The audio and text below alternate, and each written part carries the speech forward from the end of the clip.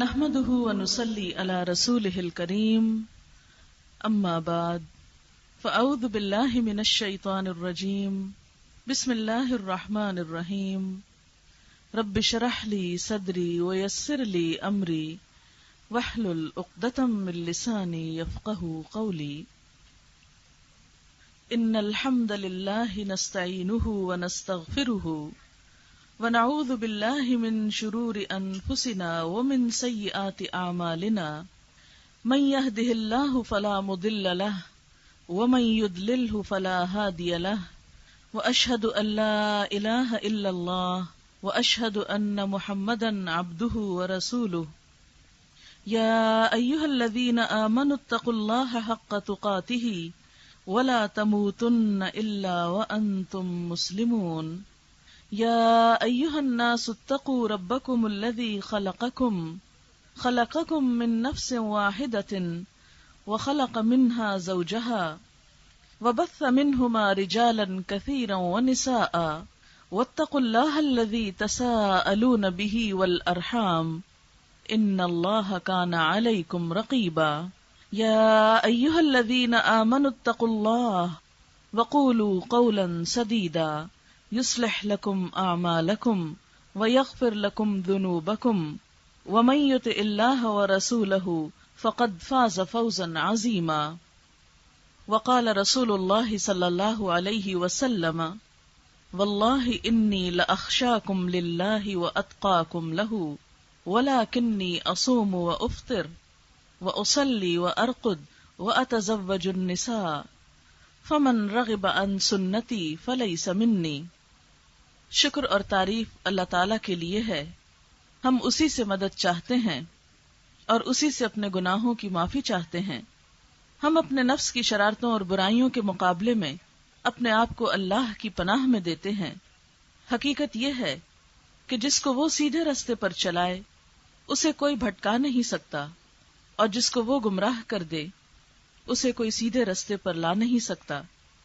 اور میں گواہی دیتا ہوں کہ اللہ کے سوا کوئی معبود نہیں، اور میں گواہی دیتا ہوں کہ محمد صلی اللہ علیہ وسلم اللہ کے بندے اور اس کے رسول ہیں۔ اے ایمان والو، ٹھیک ٹھیک اللہ کا تقوی اختیار کرو اور مرتے دم تک اس کی وفاداری اور اطاعت شعاری پر قائم رہو۔ اے لوگو، اپنے رب کے غضب سے بچو، جس نے تمہیں ایک جان سے پیدا کیا اور اسی جان سے اس کا جوڑا پیدا فرمایا، اور پھر ان دونوں کے ذریعے بہت سے مرد اور عورتیں دنیا میں پھیلا دیے۔ اس پالنے والے اللہ کی ناراضگی سے بچتے رہنا جس کا واسطہ دے کر تم ایک دوسرے سے اپنے حقوق مانگتے ہو، اور رشتہ داروں کے حقوق کا پاس اور لحاظ رکھو۔ یقین جانو اللہ تمہاری نگرانی کر رہا ہے۔ اے ایمان والو، اللہ سے ڈرتے رہو اور جچی تلی مضبوط بات زبان سے نکالو۔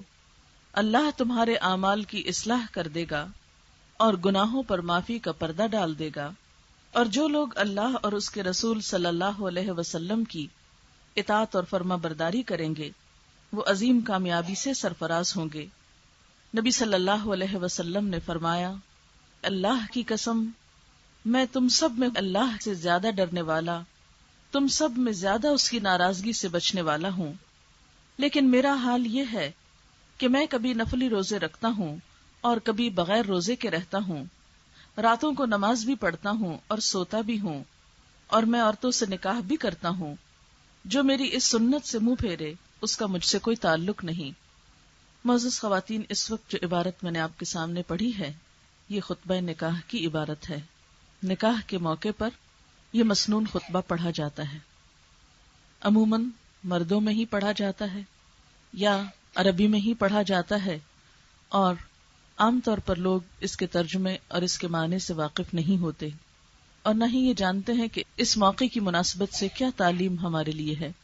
اور پھر یہ کہ خواتین تو عام طور پر اس کے سننے سے بھی محروم رہتی ہیں، اس لیے مناسب خیال کیا جاتا ہے کہ اس موقع پر جو کہ شادی کا ایک خوشی کا موقع ہے، اللہ کے نام سے اگر اس کی ابتدا ہو رہی ہے تو اس موقع پر یہی خطبہ سب کے سامنے پیش کیا جائے۔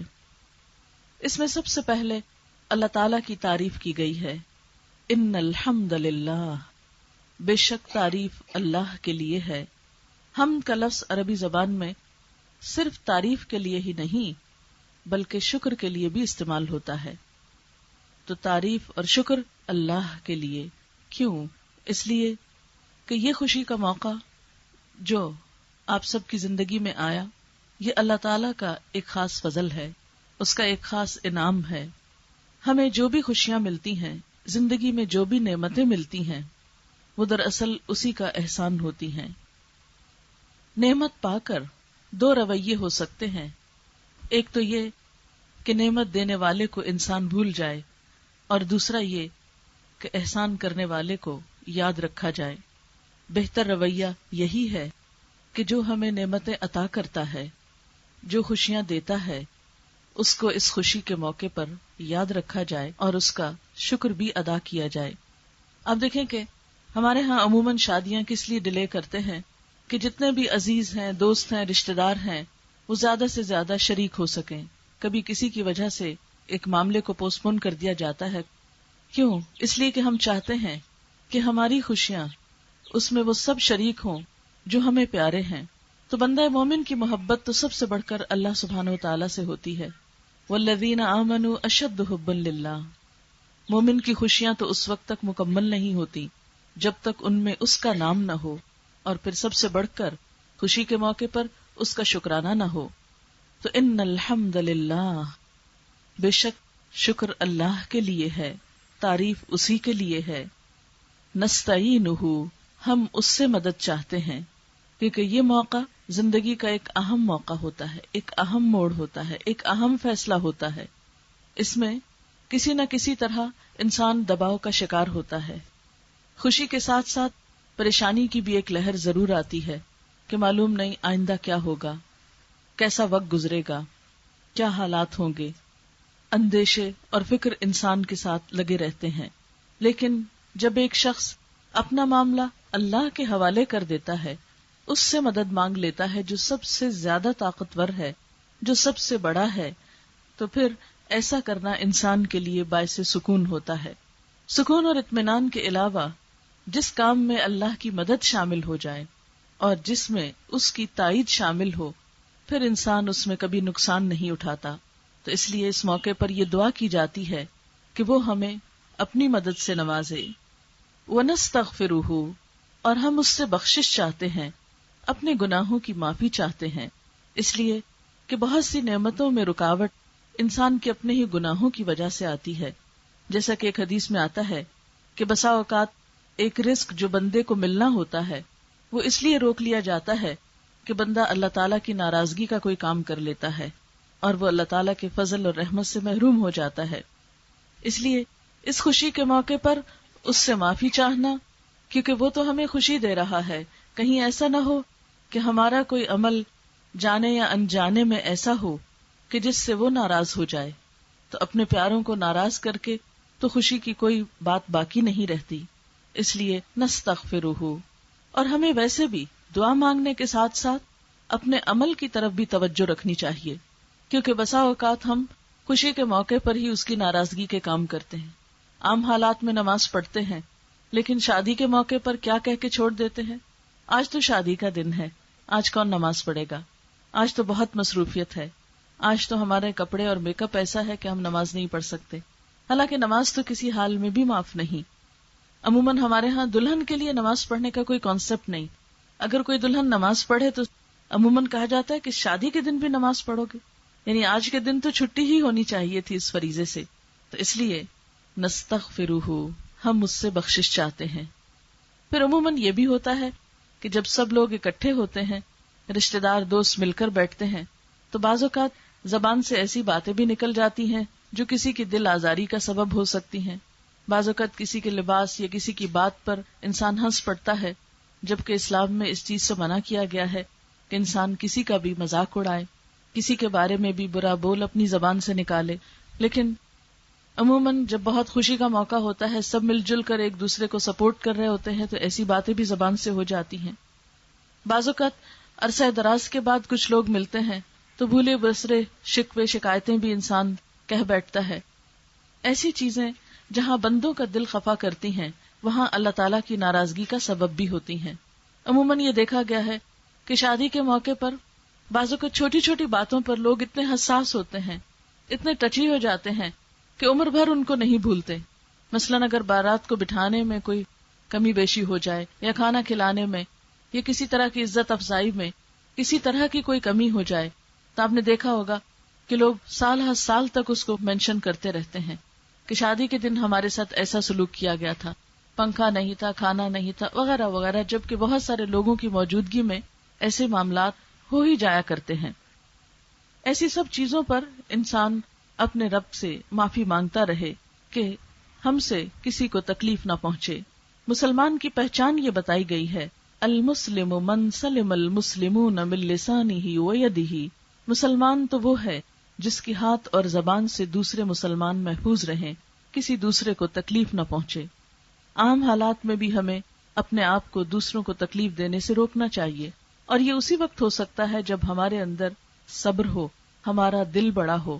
جن لوگوں کے دل چھوٹے ہوتے ہیں، جن لوگوں کی سوچ چھوٹی ہوتی ہے، وہ دوسروں کی چھوٹی چھوٹی باتوں کو مائنڈ کرتے رہتے ہیں، اور اس طرح اپنی زندگی کو بھی حرام کرتے ہیں اور دوسروں کے لیے بھی مشکلات پیدا کرتے ہیں۔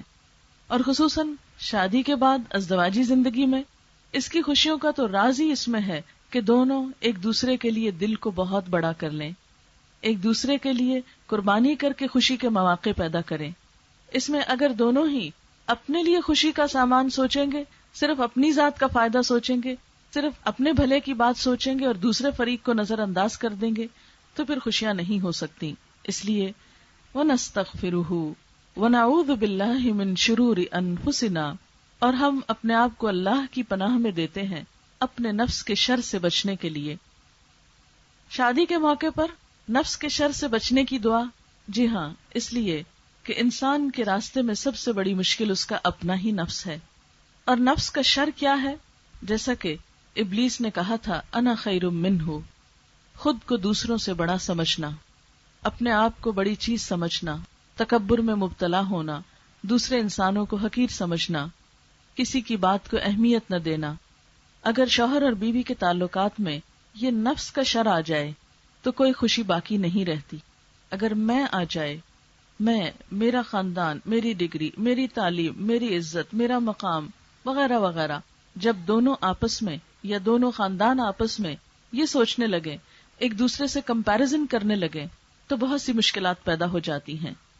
اللہ تعالیٰ نے تکبر کو صرف اپنی ذات کے لیے رکھا اور بندوں کے لیے عاجزی پسند کی، اور فطرت کا ایک اصول رکھا کہ جو شخص عاجزی اختیار کرے گا اللہ تعالیٰ اس کو ضرور عزت عطا کرے گا، اور تکبر کرنے والے دنیا اور آخرت میں ذلیل ہوں گے۔ کوئی بھی شخص جو خود کو بڑی چیز سمجھے، جو خود پسند ہو، اپنی بڑائیاں جتائے اور اپنا رعب قائم کرنے کی ایک مصنوعی کوشش کرے، تو کبھی بھی دوسرے کے دل میں وہ اپنی جگہ نہیں بنا سکتا، وہ کبھی بھی بندوں سے حقیقی محبت نہیں پا سکتا۔ حقیقی محبت پانے والے، سچی محبت پانے والے وہی ہوتے ہیں جو دوسروں کے لیے جھکے رہتے ہیں۔ آپ صلی اللہ علیہ وسلم نے فرمایا، قیامت کے دن مجلس میں سب سے زیادہ میرے قریب وہ لوگ ہوں گے جو عاجز مزاج، منکسر المزاج ہوں گے، جو اپنے کندھے دوسروں کے لیے جھکانے والے ہوں گے، اور جو محبت کرتے ہوں گے اور محبت کیے جاتے ہوں گے۔ یعنی نبی صلی اللہ علیہ وسلم کے پسندیدہ ترین لوگ کون ہیں؟ جن کے اندر عاجزی ہے اور جو دوسروں کو محبت دیتے ہیں اور پھر جواباً محبت لیتے ہیں۔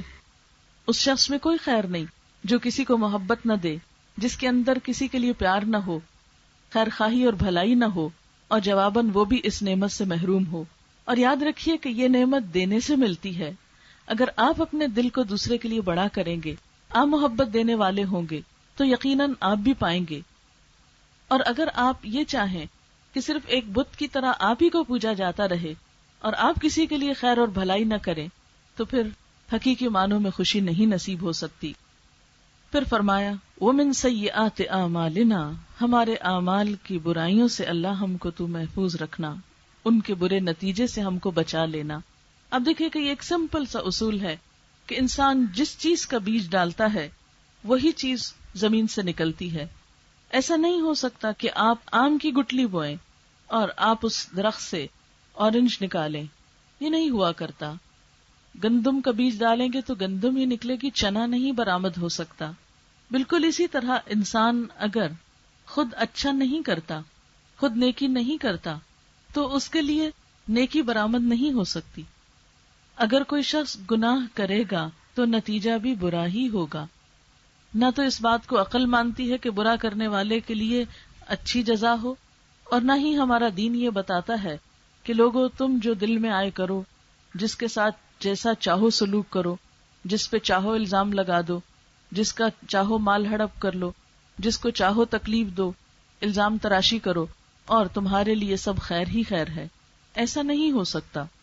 لیکن ہم انسان ہیں، کمزور ہیں، نہ چاہتے ہوئے بھی بسا اوقات ہم سے ایسی باتیں ہو جاتی ہیں جو دوسروں کے لیے دکھ اور تکلیف کا سبب ہوتی ہیں۔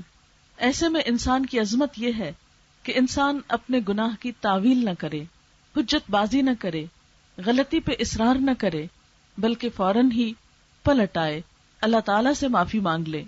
آپ دیکھیے کہ دنیا میں بہت سے مسائل ہوتے ہیں، خصوصاً انسانوں کے تعلقات کی خرابی، اس کی اصلاح اور اس میں بہتری کیسے ہو سکتی ہے، یہ صرف اس وقت ممکن ہوتی ہے جب ہر شخص اپنا قصور ماننے میں، اپنے قصور کا اعتراف کرنے میں پہل کر لے۔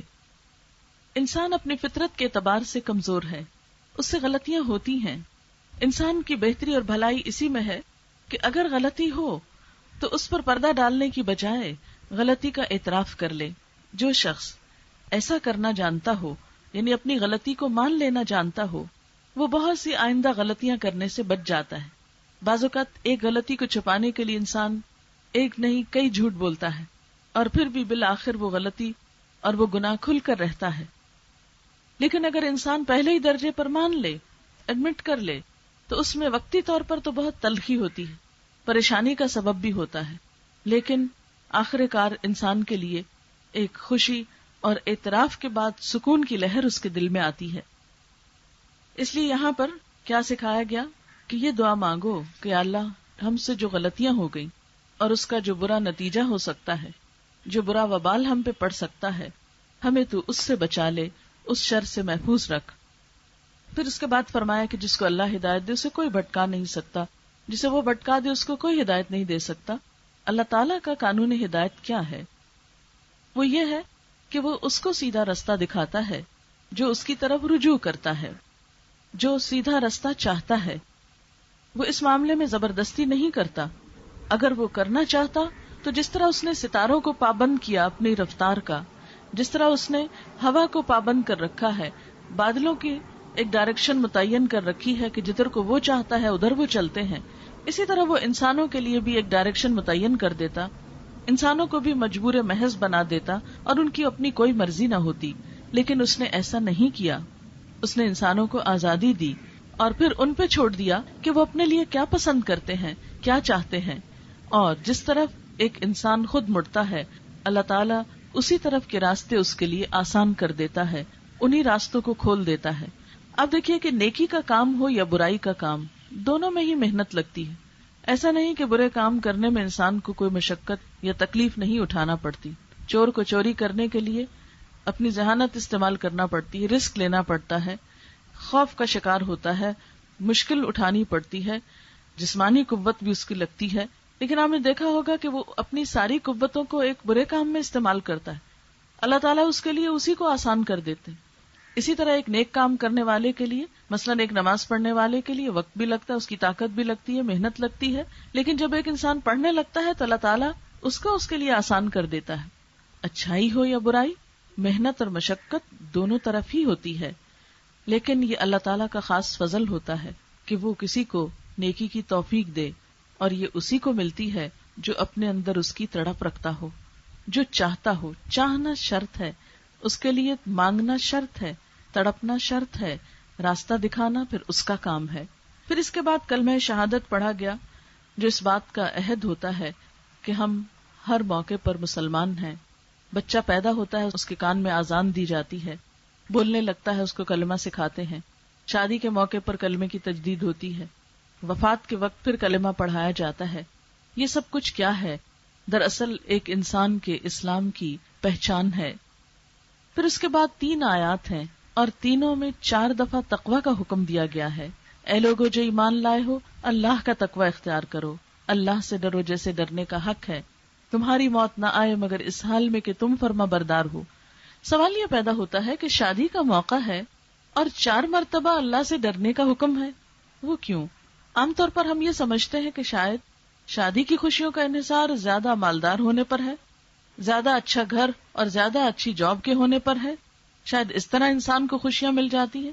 لیکن آپ نے دیکھا ہوگا کہ بہت سے لوگ جو اچھے گھروں میں رہتے ہیں لیکن ازدواجی زندگی کے خوشی اور سکون سے محروم ہوتے ہیں، جو اچھی جاب کرتے ہیں مگر گھر کا سکون ان کو میسر نہیں ہوتا، جن کے پاس دنیا کا بڑا نام اور شہرت ہے لیکن گھر کی دنیا میں ان کے لیے ویرانی ہی ویرانی ہے۔ تو اس سے کیا پتہ چلتا ہے کہ دنیاوی مادی خوشیوں پر ازدواجی خوشیوں کا انحصار نہیں ہے۔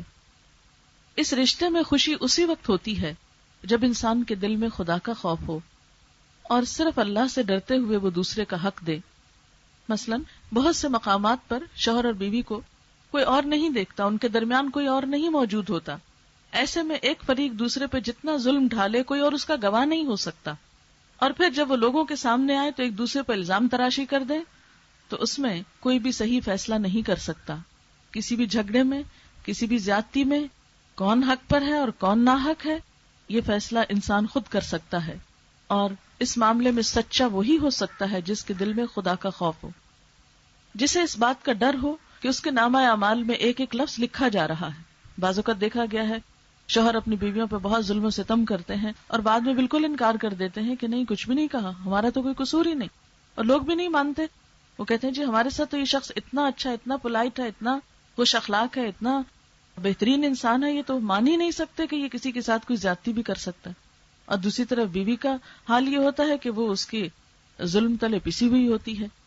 اسی طرح وائس ورسا، بعض اوقات ایک بیوی بظاہر دیکھنے میں بہت اچھی ہو سکتی ہے لیکن شوہر کے معاملے میں اس کا کوئی دل نہیں ہوتا، کوئی اس کی اٹیچمنٹ نہیں، کوئی اس کا تعلق نہیں، کوئی خیر خواہی نہیں۔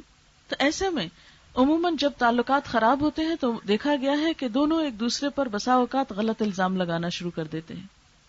اسی طرح ساس بہو کے تعلقات جب خراب ہوتے ہیں تو اس میں بھی بعض اوقات ناروا باتیں ایک دوسرے پر جڑ دی جاتی ہیں۔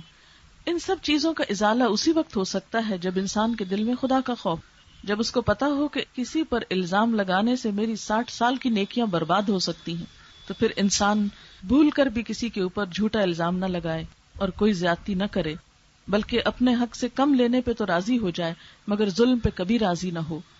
اس لیے اللہ تعالیٰ بار بار اپنے سے ڈرنے کو کہتے ہیں کہ خدا سے ڈرو، خدا سے ڈر کر معاملہ کرو گے تو تمہاری زبان کسی کو اذیت نہ دے گی، تم کسی کا مال نہیں کھاؤ گے، تم کسی کو ستاؤ گے نہیں، تم کسی کے ساتھ زیادتی نہیں کرو گے۔ اور اتنا تقوی کا حکم شاید ہی کسی اور معاملے میں ہو۔ ماں اور بچوں کے درمیان تعلق میں کوئی تقوی کی بات نہیں کی گئی، بہن بھائیوں کے تعلق میں اس کا ذکر آتا ہے لیکن سب سے زیادہ ذکر تو شوہر اور بیوی کے تعلقات میں آتا ہے۔ اور پھر اس خطبے کے آخر میں فرمایا کہ اصل کامیابی اس کی ہے جو اللہ اور اس کے رسول کی اطاعت کرے۔ تو آئیے مختصراً دیکھتے ہیں کہ اللہ اور اس کے رسول صلی اللہ علیہ وسلم کی اطاعت اس معاملے میں کیا ہوگی، یعنی شوہر اور بیوی کو ایک دوسرے کا خیال رکھنے کے لیے کیا کرنا ہوگا۔ اس میں کچھ فرائض تو میں شوہر کے بتاؤں گی جو بیویوں کے حقوق ہیں، اور پھر کچھ فرائض بیویوں کے جو شوہر کے حقوق ہیں۔ سب سے پہلی بات تو اللہ تعالیٰ نے مردوں کو یہ حکم دیا ہے قرآن پاک میں کہ وہ بیویوں کے ساتھ اچھا سلوک کریں۔ اللہ تعالیٰ کا ارشاد ہے وَعَاشِرُوهُنَّ بِالْمَعْرُوفِ، اور ان کے ساتھ بھلے طریقے سے زندگی بسر کرو، معروف طریقے سے زندگی بسر کرو۔ معروف کا کیا مطلب ہے؟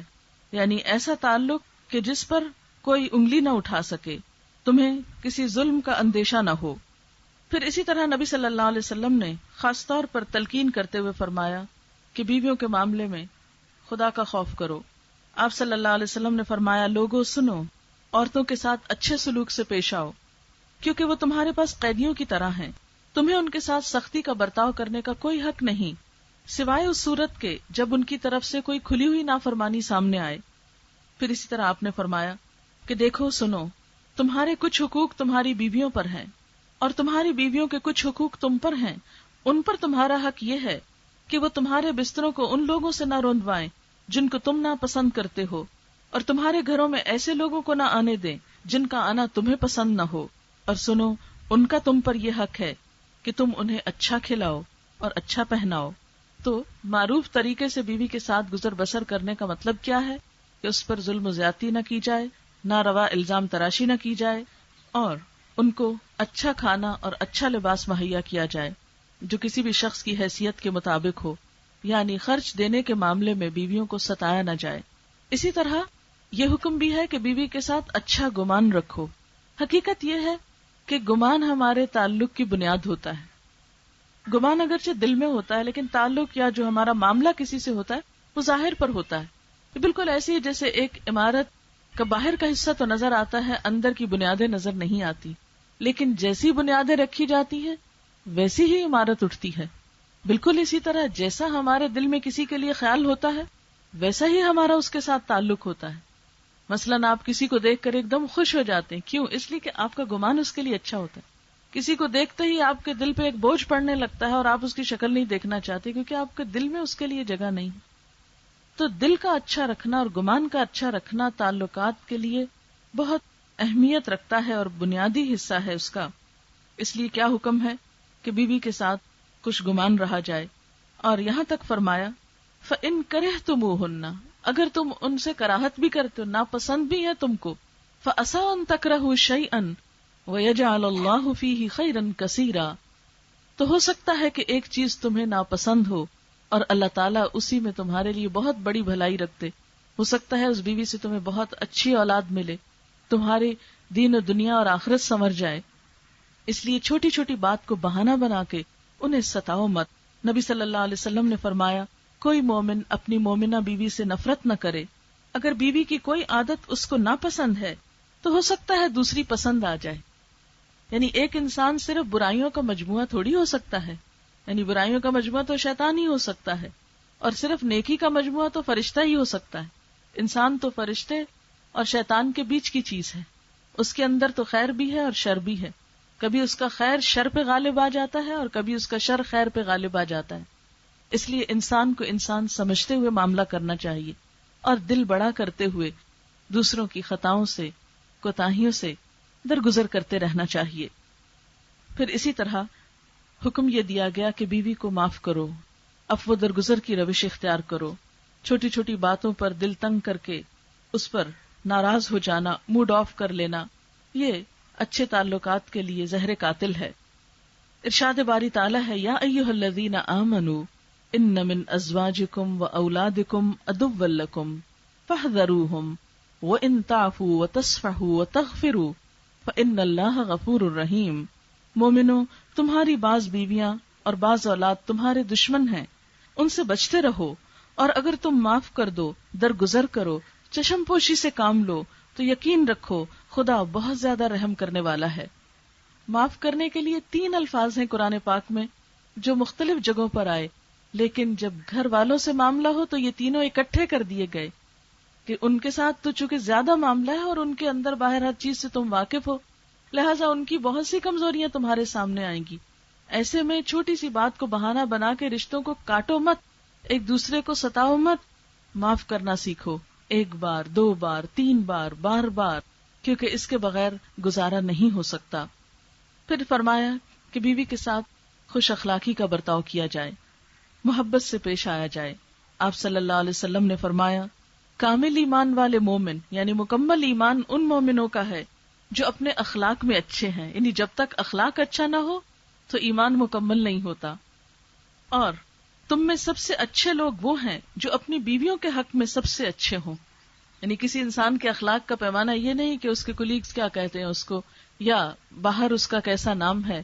یہ دیکھا جائے گا کہ اس کی بیوی کے نظر میں اس کا مقام کیا ہے، کیونکہ حقیقی پیمانہ تو اسی کے پاس ہے جانچنے کا. باہر وقتی طور پر انسان تھوڑی دیر کے لیے تو اچھا بن کر آ سکتا ہے، لیکن کسی کی حقیقی اچھائی اسی وقت کھلتی ہے جب وہ اپنے گھر والوں کے سامنے ہوتا ہے. حضرت عائشہ فرماتی ہے کہ میں نبی صلی اللہ علیہ وسلم کے ہاں گڑیوں سے کھیلا کرتی تھی. میری سہیلیاں بھی میرے ساتھ کھیلتی. جب آپ تشریف لاتے تو سب ادھر ادھر چھپ جاتی. آپ ان کو ڈھونڈ ڈھونڈ کر میرے پاس بھیجتے تاکہ وہ میرے ساتھ کھیلیں. اس سے آپ دیکھیے کہ پیغمبر کا اسوہ حسنہ کیا ہے، کہ وہ اپنی بیوی کے ان جذبات کا بھی کتنا خیال رکھتے ہیں. عموماً آپ دیکھیے کہ شادی سے پہلے لڑکیوں کو اپنی دوستیں بہت پیاری ہوتی ہیں، بعد میں بھی ان کا دل انہی کی طرف کھچ رہا ہوتا ہے کہ کسی طرح جائیں ملیں، لیکن ہوتا کیا ہے کہ میکے سے سسرال کا فاصلہ اور پھر سسرال سے آگے اور جگہوں کا فاصلہ، تو پیچھے لوگوں کے ساتھ مل نہیں سکتے، یا پھر یہ کہ اگر ایک شہر میں بھی رہتے ہیں تو عموماً سسرال والوں کو پچھلے رشتہ داروں اور دوستوں سے ملنا پسند نہیں آتا۔ یہ معلوم نہیں ہمارے معاشرے میں ایسی خرابی کیوں ہے۔ عموماً یہ دیکھا گیا ہے کہ بہن بھائیوں سے ملنے کو ناپسند کرتے ہیں، اگر بہو کے بہن بھائی آ گئے تو ان کو ناگواری سے دیکھا جاتا ہے، ماں باپ کا آنا پسند نہیں کیا جاتا، اسی لیے شاید ہمارے کلچر میں ماں باپ اپنے آپ کو روک کے رکھتے ہیں بیٹیوں کے گھر جانے سے۔ پھر اسی طرح دوستوں کا آنا پسند نہیں کیا جاتا، جبکہ حضور صلی اللہ علیہ وسلم حضرت عائشہ کی دوستوں کو ڈھونڈ ڈھونڈ کے آپ کے پاس بھیجتے تھے کہ وہ کھیل سکیں، کیونکہ ایک بیوی یا ایک عورت کے کچھ اپنے بھی جذبات ہو سکتے ہیں، کچھ اپنے بھی ہابیز اور انٹرسٹ اور کوئی پسند کی چیزیں ہو سکتی ہیں۔ یعنی شادی کا مطلب غلامی نہیں، ایسا نہیں کہ انسان اپنی مرضی سے کوئی بات نہ کر سکے، اپنی مرضی سے کسی کے پاس جا نہ سکے، اور مکمل طور پر انسان اس طرح ماتحت ہو جائے کہ اس کی اپنی کوئی خوشی، کوئی پسند، کوئی جذباتی باقی نہ رہے۔ اسلام نے عورت کے جذبات کو اہمیت دی ہے۔ پھر اسی طرح ہم دیکھتے ہیں کہ ایک بار حج کے موقع پر حضرت صفیہ کا اونٹ بیٹھ گیا، وہ سب سے پیچھے رہ گئی، نبی صلی اللہ علیہ وسلم نے دیکھا کہ وہ زارو قطار رو رہی ہیں، آپ رک گئے اور اپنے دست مبارک سے چادر کا پلو لے کر ان کے آنسو پونچھنے لگے، اور یہ سب کے سامنے پوچھ رہے تھے، آپ آنسو پوچھتے جاتے اور وہ بے اختیار روتی جاتی۔ آج آپ دیکھیں کہ رونے والی عورت کو تو مزید رلایا جاتا ہے، یعنی اگر کوئی کسی وجہ سے روتا ہو تو دوسروں کی نظر میں اس کا کوئی مقام نہیں ہوتا، پسند نہیں کیا جاتا۔ کئی دفعہ تو ایسی بے حسی دیکھنے میں آئی ہے لوگوں میں کہ روتوں کو روتا چھوڑ کر اپنی خوشی کے اور سامان ڈھونڈ لیے جاتے ہیں۔ پھر اسی طرح شوہر کی ذمہ داری ہے کہ پوری فراخ دلی سے بیوی پر خرچ کرے۔ آپ صلی اللہ علیہ وسلم نے اس کے بارے میں فرمایا، ایک دینار تو وہ ہے جو تم نے خدا کی راہ میں خرچ کیا، ایک وہ ہے جو تم نے کسی غلام کو آزاد کرنے میں خرچ کیا، ایک وہ ہے جو تم نے کسی فقیر کو صدقے میں دیا، ایک وہ ہے جو تم نے اپنے گھر والوں پہ صرف کیا۔ ان میں سب سے زیادہ اجر و ثواب اس دینار کا ہے جو تم نے اپنے گھر والوں پہ خرچ کیا۔ عموماً یہ دیکھا گیا کہ لوگ سمجھتے ہیں شاید کسی فقیر کو دینا یا غریب کو دینا زیادہ ثواب کا کام ہے، اور گھر والوں پہ خرچ کرنا اس کا تو شاید کوئی ثواب نہیں۔ یہ ایک غلط تصور ہے ہمارے ہاں، چونکہ گھر والوں پہ خرچ کرنا فرض ہے تو فرض کی ادائیگی کا اجر ہے۔ اس کا یہ مطلب نہیں کہ غریب فقیر کو نہ دیں، ان کو بھی ان کا حق دیں، لیکن گھر والوں کو بھول کر نہیں، ان کو بائی پاس کر کے نہیں، ان کی ضروریات کو ختم کر کے نہیں، بلکہ ان کی ضروریات کو پورا کر کے ہوئی۔ پھر اسی طرح شوہر کی ذمہ داری ہے کہ بیوی کی تعلیم و تربیت کا بھی اہتمام کرے، خصوصاً دین کی تعلیم شوہر کی ذمہ داری ہے۔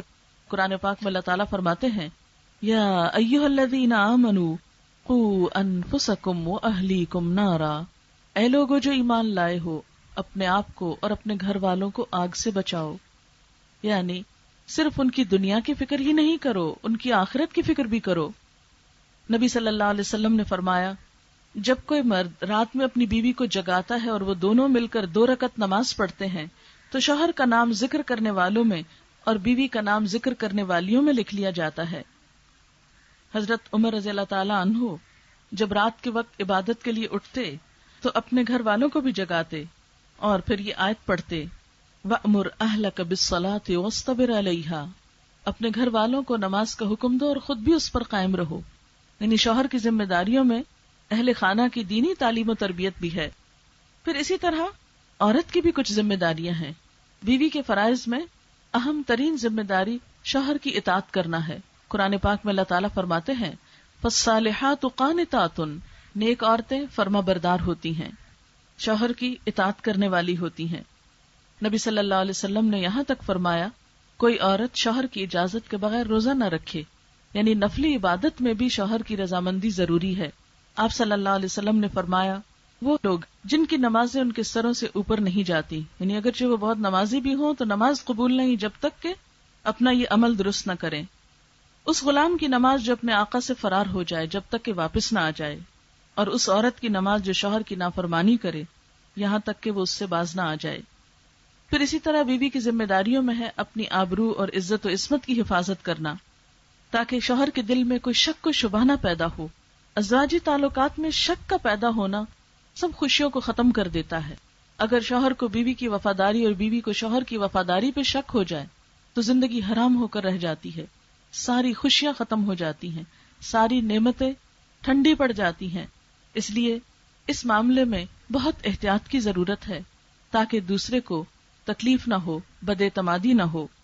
نبی صلی اللہ علیہ وسلم نے فرمایا، عورت جب 5 وقت کی نماز پڑھے، اپنی آبرو کی حفاظت کرے، اپنے شوہر کی فرما بردار رہے، تو وہ جنت میں جس دروازے سے چاہے داخل ہو جائے.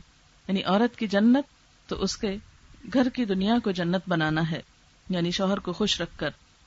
حضرت معاذ بن جبل کہتے ہیں کہ نبی صلی اللہ علیہ وسلم نے فرمایا، خدا پر ایمان رکھنے والی عورت کے لیے یہ جائز نہیں کہ وہ اپنے شوہر کے گھر میں کسی ایسے کو آنے کی اجازت دے جس کا آنا شوہر کو پسند نہ ہو، اور گھر سے ایسی حالت میں نکلے جب نکلنا شوہر کو پسند نہ ہو.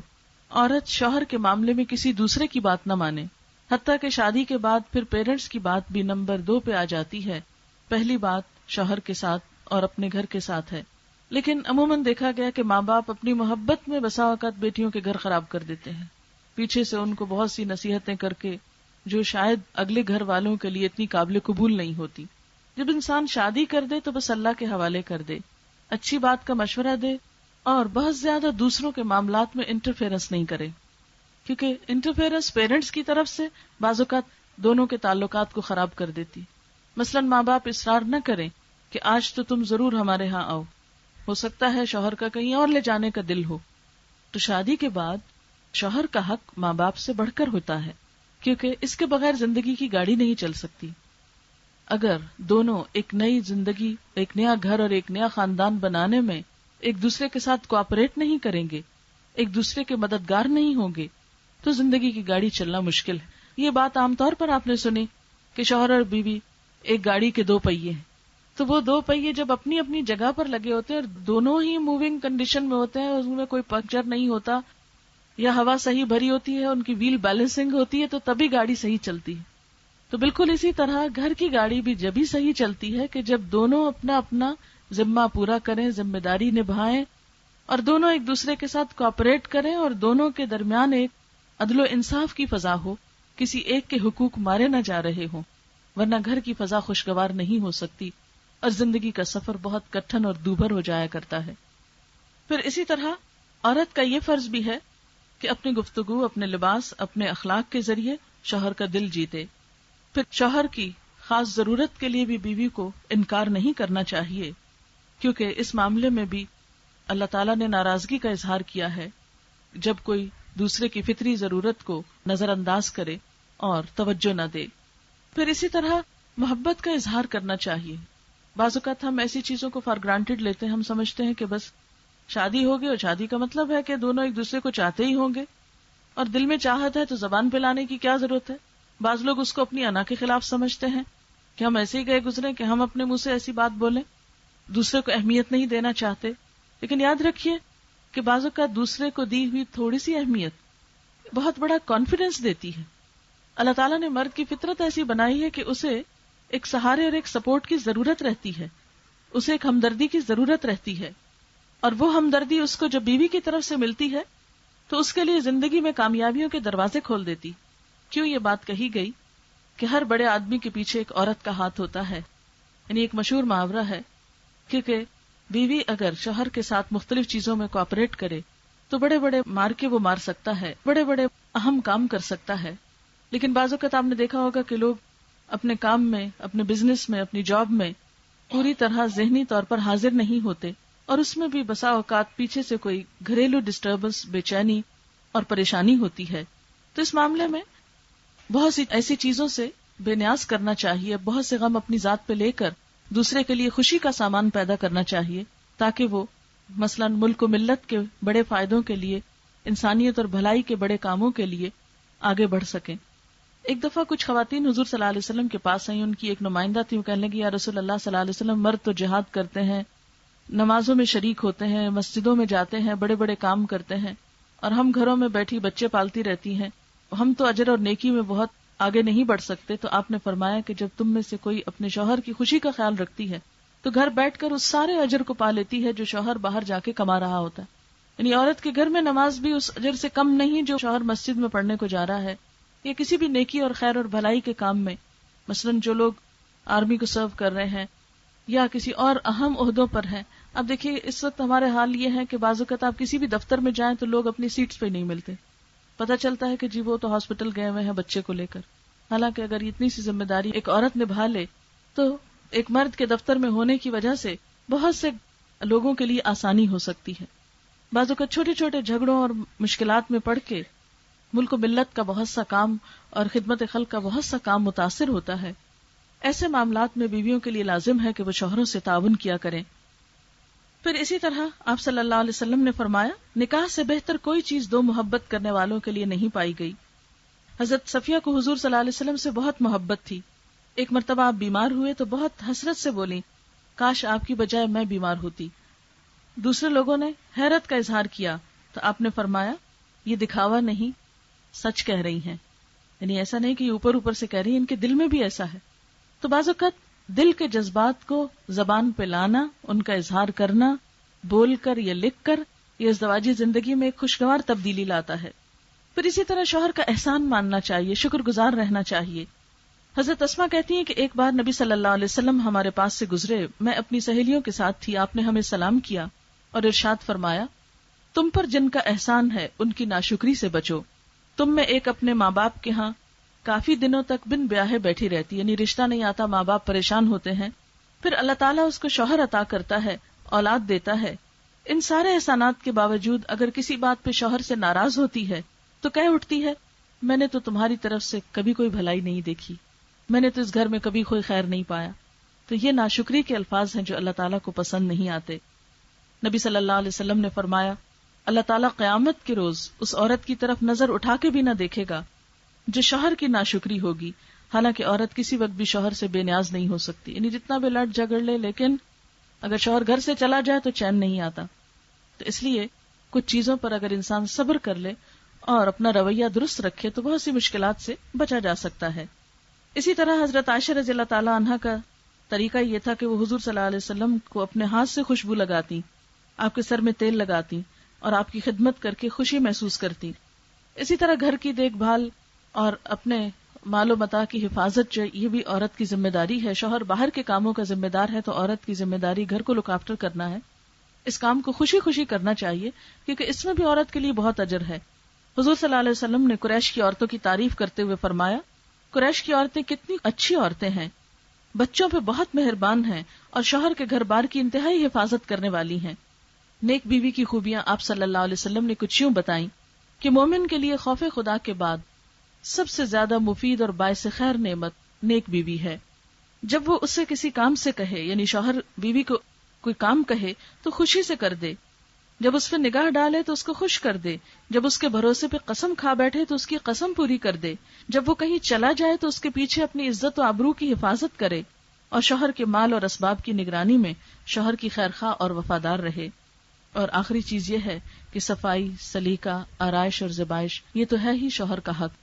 اگر کوئی عورت شوہر کے لیے کرتی ہے تو اس پر اس کے لیے اجر ہے. لیکن عام طور پر دیکھا گیا ہے کہ خواتین شوہروں کے لیے اس چیز کا اہتمام بطور خاص نہیں کرتی. بعض اوقات ان کو شکوہ ہوتا ہے کہ شوہر دیکھتے ہی نہیں، ان کو توجہ ہی نہیں، اس لیے اپریسیشن نہیں ملتی تو وہ اس چیز سے غافل ہو جاتی ہیں.